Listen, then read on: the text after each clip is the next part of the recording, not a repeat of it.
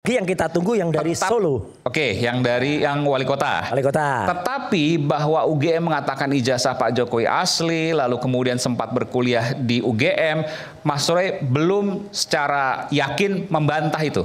Gini, sudah kami bantah, hanya kami tunggu saja tanggal mainnya, ya, dan kemudian tinggal tunggu saja kapan UGM menyatakan penyesalannya dan bersalah, itu aja. Artinya sudah ada bukti-bukti juga? Ada, nanti ada muncul semua bukti. Kenapa nggak digugat UGM ya? Oh, nanti dulu, masa semuanya dikeluarin, kesenangan dong termol-termol itu. Ya, gitu. Episode yang penontonnya hadir di Anyus Tower ini paling banyak sepanjang Rakyat Bersuara. Ini terima kasih ya atas kesediaannya. Tapi saya harus mengingatkan Bapak Ibu semua dengan segala hormat bahwa acara kita ini adalah acara yang penuh dengan kekritisan, penuh dengan pendapat yang mungkin berbeda dan pasti akan berbeda, tapi kita tetap menjaga agar acara ini memiliki keadaban. Setuju ya? Setuju. Tentu ketika saya menilai bahwa di luar batas karena kita ditonton banyak orang, kita kemudian tidak jarang ya acara ini viral ya, tentu ini sebuah berkah, tetapi jangan sampai viralnya kemudian hal yang negatif. Jadi saya minta kepada Bapak Ibu tetap menjaga keadaban, termasuk juga para narasumber dengan segala hormat, dan kita jalankan meskipun ada perbedaan pendapat, kita tetap bersaudara, kita tetap berkawan. Tidak ada alasan untuk kemudian kita saling bermusuhan. Ada proses hukum dan lain sebagainya, silakan tuh tempat yang berbeda, tetapi keadaban tetap kita jaga. Setuju ya?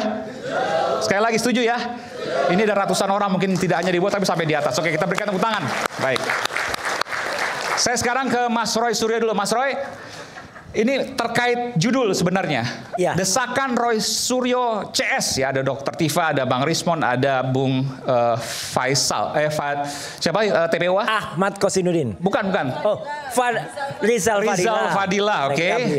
Yang kemudian segera ditetapkan sebagai tersangka. Nah, tetapi yang menjadi hal yang menurut saya aneh, Mas Roy Suryo ini ketika mendapat salinan ijazah Pak Jokowi, justru malah menyatakan ijazah tersebut 99,9% palsu. Padahal pernyataan itulah yang membuat Mas Roy Suryo kasusnya naik ke penyidikan. Betul ya Mas? Betul. Kok nekat? Ini ngelawan penegak hukum atau apa ini?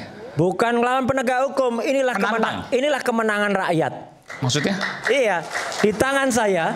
Kalau kemarin ya, kita ngobrol seminggu yang lalu itu, waduh malah kita kalah waktu itu ya, dan berikutnya kita kalah 0-1 dari Turki ya. Nah, kalau sekarang kami sudah menang 2-0 ini. Iya. Karena apa? Karena alhamdulillah akhirnya KPU, Komisi Pemilihan Umum Pusat, dan KPU DKI Jakarta sudah memberikan bentuk ijazah yang selama ini disembunyikan oleh seorang pengecut yang tidak berani menampilkan ijazahnya. Ya, pengecut itu malah sampai menuduh, wah itu orang yang pengen melihat ijazahnya nanti lihat di pengadilan gitu. Apa lihat di pengadilan, susah amat. KPU aja udah ngasih. Nih. Itu 2019 dan 2012. 2019 ini yang sebelah kiri, ini 2012 yang sebelah kanan. Setelah, ini yang saya perhatikan ya, setelah mendapatkan salinan ini, Mas Roy dengan serta-merta yakin bahwa ijazahnya 99,9% palsu. Iya, Dari mana? Karena bentuk format ijazah ini sudah ada dalam buku yang kami susun bertiga. Kami dengan Dr. Tifa, dengan Dr. Rismon yang sekarang lagi ada di perjalanan menuju Jakarta. Ini adalah sama persis yang kami teliti dan kesimpulannya 99,9% palsu. Udah clear, itu gak terbantahkan. Kalau mau bantah, bantahlah buku dengan ilmiah. Oke, 3 hal yang membuat argumentasi itu bisa diterima akal sehat. Ya, yang pertama ijazah ini, penampilan ijazah ini berbeda dengan 3 ijazah pembanding. 11-15 miliknya Fronojiwo, 11-16 milik almarhum Hari Mulyono, 11-17 milik Sri Murti Ningsih. Bedanya cetakannya? Bedanya cetakannya beda. Jadi yang lain itu, yang 3 tadi yang saya sebut, Mas Aiman pernah saya tunjukkan di sini. Ya, beberapa kali kita... Itu clear banget.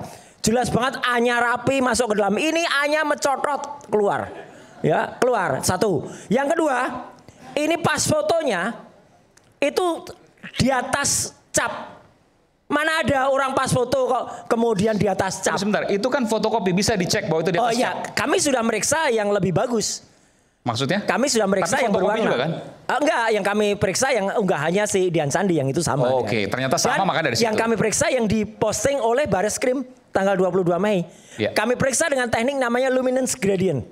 Dengan luminance gradient clear banget, ada di buku sekali lagi. Jadi Dan yang Dian Sandi posting memang sama? sama. Terus itu nggak pernah ada. Terus saya ingat beberapa waktu yang lalu dia bersuara ada tuh orang yang tiba-tiba punya saya juga di belakang apa foto gitu ya. Orangnya ada di sini sekarang ya gitu. Terus dia dipermalukan seluruh Indonesia ya. Nanti, itu ya. itu konyol itu. Ya. Konyol orang Bung itu. Frits, Itu ya. jelas foto yang salah kok malah ditiru. Ini loh pengaruh buruk dari orang yang salah ini sudah mempengaruhi pikiran buruk rakyat Indonesia. Itu yang kedua. Ya, yang ketiga apa? Yang ketiga jelas betul bahwa ijazah ini yang ada di sini ini itu juga kemudian sudah kami cek juga tidak ada embosnya, tidak ada kemudian watermarknya gitu. Padahal ijazah UGM itu selalu ada emboss, selalu ada watermark. Mana ada ijazah nggak ada emboss, nggak ada watermark, Mas Aiman? Ya, pertanyaannya begini, kalau seandainya seperti itu, artinya Mas Roy bukan hanya menuduh Pak Jokowi, tapi juga menuduh UGM telah berbohong. Belum tentu UGM yang salah. Perhatikan kata Prof. Ova. Oke. Setelah 1985,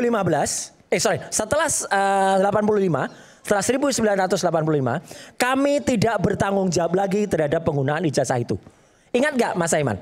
Ada juga sempat ada narasi dari seseorang profesor di UGM yang tadinya mau membantu membuat narasi yang lain, ijazah hilang kemudian dicetak lagi. Apa salahnya? Salah. Ijazah itu nggak boleh dicetak lagi. Ijazah kalau dicetak lagi ya tetap namanya palsu. Itulah yang kita kejar. Kalau logikanya seperti itu artinya betul, ini UGM kan mengakui bahwa Pak Jokowi iya lulus dari UGM. Ya itu nanti satu pertanyaan lain. Oke. Ya. Tapi bahwa kemudian setelah tahun 85 tidak bertanggung jawab, katakanlah misalnya itu palsu. Artinya memang betul Pak Jokowi sempat berkuliah dan lulus di UGM, tapi karena satu dan lain hal untuk mendaftarkan pilkada dan pilpres menggunakan ijazah palsu kan. Nanti dulu. Akhirnya kesimpulan atau hipotesisnya sementara seperti itu. Gini, nanti dulu tetap Jokowi salah karena menggunakan barang yang palsu. Satu. Belum tentu juga UGM nanti memang benar pernah mengeluarkan itu. Apakah benar kemarin Dr. Rismon ke UGM menanyakan ini sarjana mudanya mana? Karena pada tahun 80 itu Mas Aiman beda dengan angkatan saya. Angkatan saya nggak ada lagi terminasi sarjana muda. 80 menurut juga profesor yang kemudian sempat diwawancara juga oleh Dr. Rismon kemarin di podcastnya ya Profesor KPH siapa itu mengatakan Bagas itu mengatakan harusnya ada ijazah sarjana muda ya. Kemudian ijazah sarjana. Ada 2 ijazah. Iya kalau nggak ada palsu udah. Apalagi skripsi yang saya pegang itu bukti primer ya. Skripsi yang saya pegang ketikanya beda. Penanda tangannya beda, namanya juga salah, nama Pak Kasmujo tidak ada di situ. Udah deh, pokoknya palsu deh, nggak usah kepanjangan lagi. Jadi ini supaya clear nih ya. Ya. Jadi ijazah yang digunakan ini versinya Roy Suryo dan kawan-kawan. Mas Roy mengatakan ijazah yang digunakan untuk mendaftar KPUD DKI untuk Gubernur DKI Jakarta pada waktu tahun itu 2012. dan Pilpres 2019. Ya 2019, 2014. Ya. Untuk mendaftar Pilpres itu menggunakan ijazah palsu versi Roy Suryo. Satu lagi yang kita tunggu yang dari Solo. Oke, yang wali kota. Wali kota. Tetapi bahwa UGM mengatakan ijazah Pak Jokowi asli, lalu kemudian sempat berkuliah di UGM, Mas Roy belum secara yakin membantah itu. Gini, sudah kami bantah, hanya kami tunggu saja tanggal mainnya, ya, dan kemudian tinggal tunggu saja kapan UGM menyatakan penyesalannya dan bersalah, itu aja. Artinya sudah ada bukti-bukti juga? Ada, nanti ada muncul semua bukti. Kenapa nggak digugat UGM ya? Oh nanti dulu, masa semuanya dikeluarin, kesenangan dong termol-termol itu. Ya gitu. Tapi Mas Roy sudah menyimpan bahwa UGM ada. Menyampaikan hal yang tidak benar? Betul, menyampaikan hal yang tidak benar. Kemudian dalam podcastnya juga tanpa data, hanya narasi doang. Dan kemarin ketika ditanya lagi ya oleh teman-teman di TV lain juga mengatakan kami nggak punya data baru. Udahlah tanyakan aja yang lama. Gitu. Oke. Clear. Oke. Nanti kita coba hubungi UGM juga.